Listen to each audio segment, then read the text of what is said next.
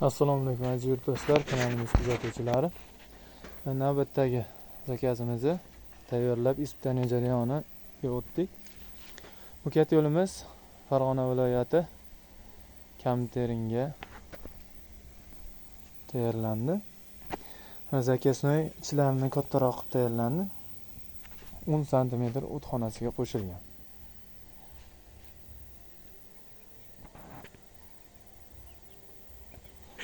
Hozir ichiga suv to'ldirib oldik, endi davlina beramiz.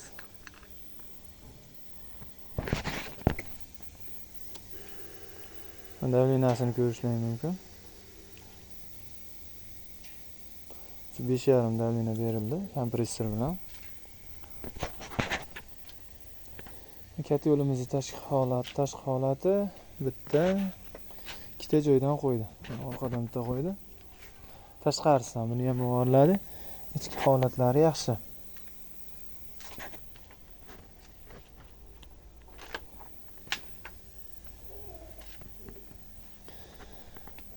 Mana bu kat yo'limiz ham o'z tayyor holatda. Hozir motor reduktorlari qo'yilsa, ertaga dastavka qilib beriladi.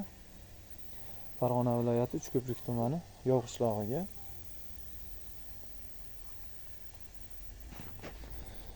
Mana bu yerda hozir katta zakaslarimiz ham bor. 1,5 ming kvadratga mo'ljallangan Nijniy Gareniy kat yo'l. Inshaalloh buni ham tayyorlanish, ispitaniya jarayonlarini qo'yib boramiz. Kanalimizni kuzatishda davom etinglar. 3 kun garelka zakaslarimiz ozgina kutib qolish etirdi.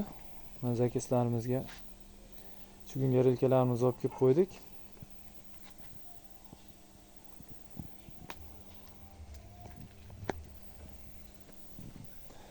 Mana ish jarayonlari davom etmoqda.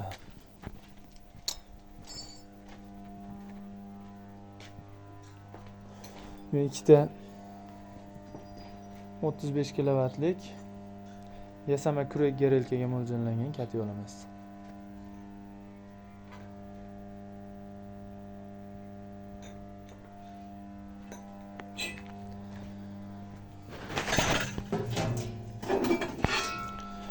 Garelkalarimiz 8 lik listdan tayyorlanadi.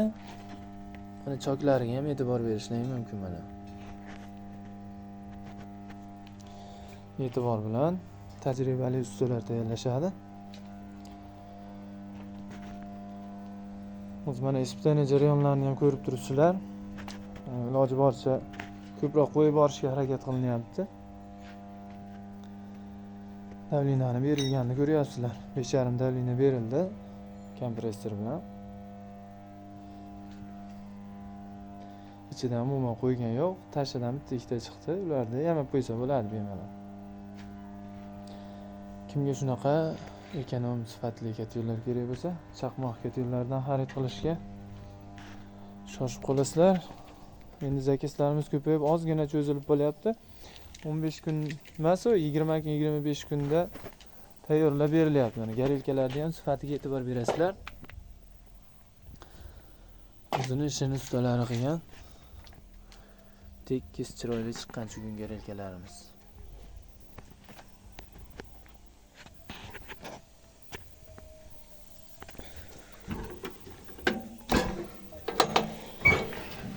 Zakazimiz ham shu kun garelkadan qo'yib berganmiz mana.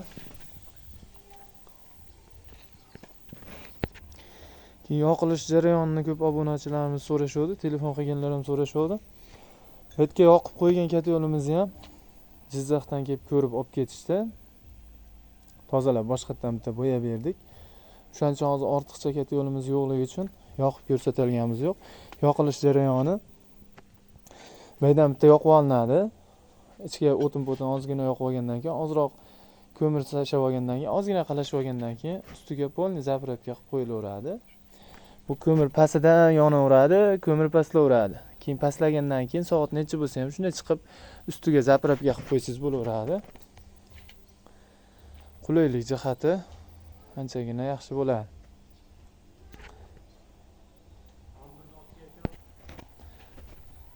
Kat yo'limiz listlari uchli qora listdan bo'lgan, ichi tashi polni bir xil. Zakasga qarab to'rlikdan desalar to'rlikdan tayyorlab berilyapti. Ustki tupli holati 0.8 lis bo'ladi. Tunuka bo'lmaydi, 0.8 lis bo'ladi.